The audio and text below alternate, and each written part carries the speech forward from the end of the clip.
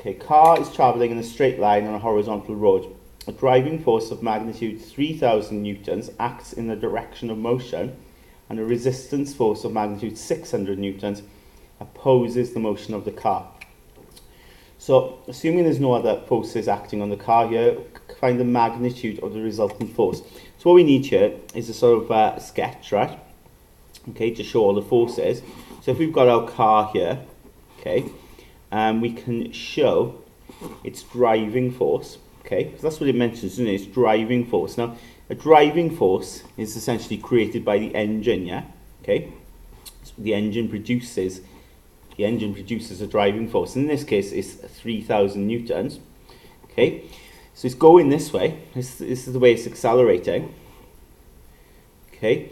But there's a resistance. Okay, there's a resistive force of magnitude 600 newtons. This could be created by lots of different things, okay, like air resistance, friction, okay, it's actually causing it to slow, okay. Now, that force is much greater than this force, so this vehicle is going to move, okay.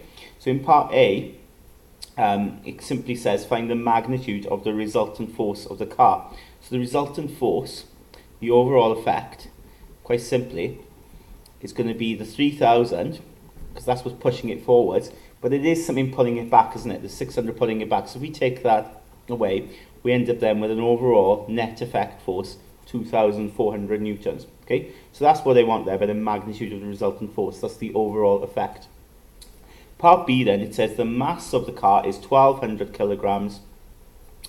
Find the acceleration of the car. Okay, so to get the acceleration, we've got to use Newton's second law. Okay, so using Newton's second law, the resultant force, okay,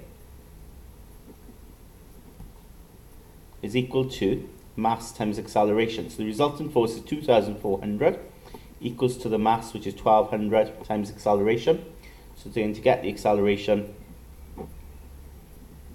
you just divide by that 1,200. You get A out to be 2 meters per second squared. Okay.